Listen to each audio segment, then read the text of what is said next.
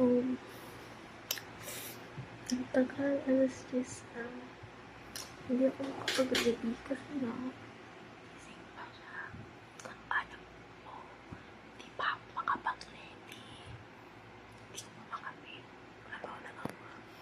Iyon ako yung research. Para kunwari, may gagawin pa ako. Pero naka-power off dahil laptop. Ayun siya.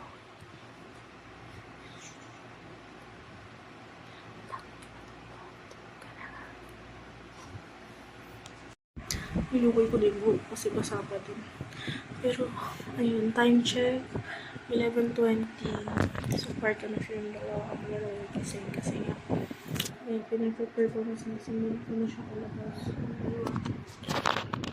Sana tulog na talaga sila. So, tulog na sila sa kabilang kwarto. And, iniisa-isa ko yung pagkuha ng mga gamit dito kasi mamaya, bigla siya magising.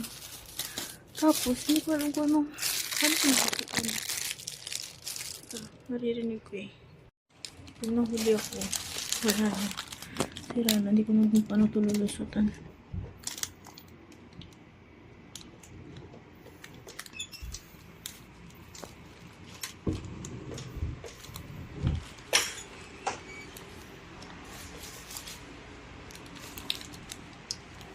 Kaya pa naman ito. So, ito pwede ito. Hindi halata.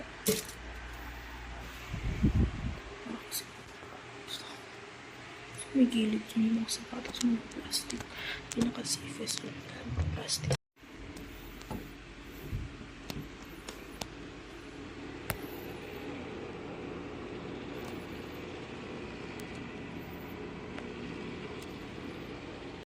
So, kita naman. Tulog na sila. And, nabakawisa na agad ako. Kinakabahan ako kasi nagtagal pa na yung basta